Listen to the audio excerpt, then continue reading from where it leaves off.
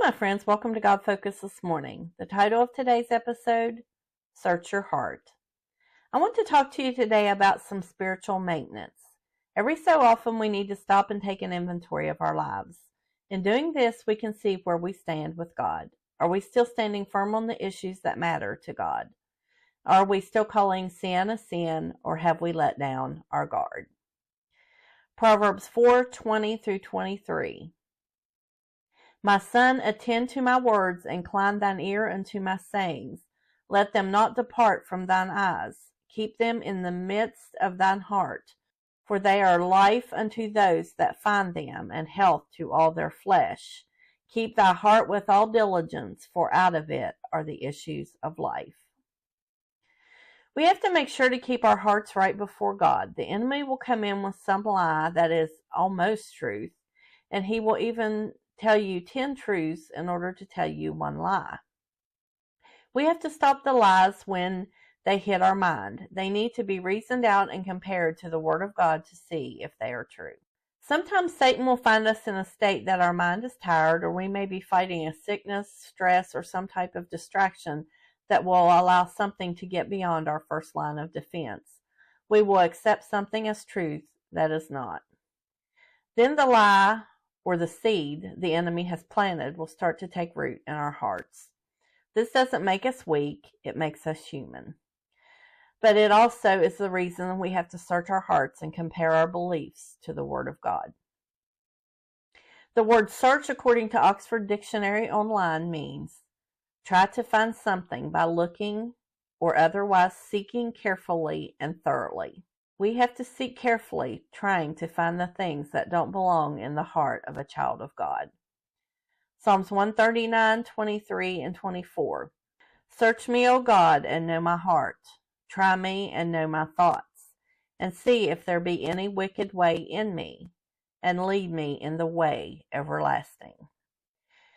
David often in the Psalms asked God to search his heart. I cannot tell you the times over the years that I've asked God to search me, and I cannot tell you how many times he came back with an answer.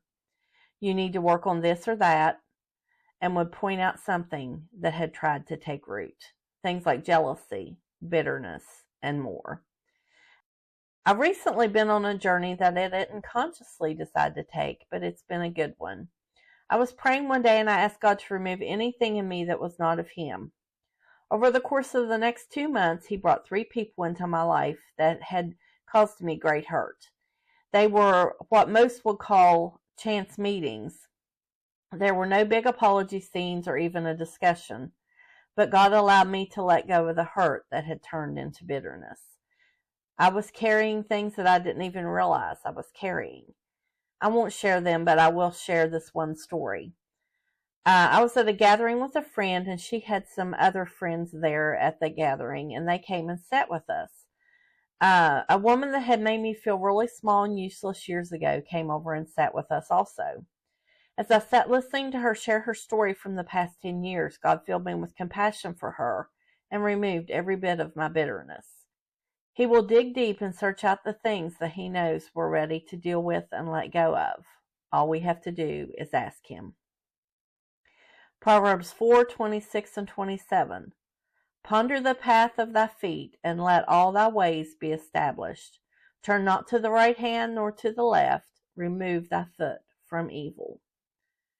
I think when we take time to ponder the path for our feet and make sure we're established in our faith, that is another way of searching our hearts. We have to stay on the straight and narrow. In other words, keep our focus on God and His plan for our lives. We cannot allow ourselves to lose focus and turn to the right or to the left. If we find ourselves off course, we can remove our foot from evil and make a course correction. This is why we search our lives, to make sure we're still on the right path. God is faithful and just. He will lead us into all truth and righteousness, but we have to make the choice each day to follow Him.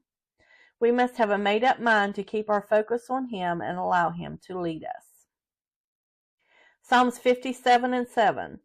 My heart is fixed, O God. My heart is fixed. I will sing and give praise. When I was younger, I thought this verse meant that God had healed our brokenness. David was saying, his heart was now fixed or healed, because Jesus can heal the brokenness of our lives. He delivers us out of the place that we are walking around shattered into pieces and makes us whole. But I believe that David was saying that his heart was fixed, like a point on a map. It was no longer going to be swayed by the enemy, but was set on God. His life was on course and his heart was steady. The place his heart was could be used for a reference point. In other words, he had a made-up mind and a heart to keep his God focus. It's amazing how fast the week has flown by, so I want to encourage you to stay strong and keep looking up. Make sure you're on the right path. We are facing some scary things, but God will see us through them if we put our trust in Him and walk by faith. We know that things are not always as they appear to be at first glance. The enemy loves to try to deceive us by making things look worse than they are. Be smart and do not fall for his deception. Be ever vigilant about guarding your heart and your mind. Thanks for watching. Until next time, be bold, be brave, and keep your God focus. Like, share, and subscribe for more encouragement. Have a wonderful weekend.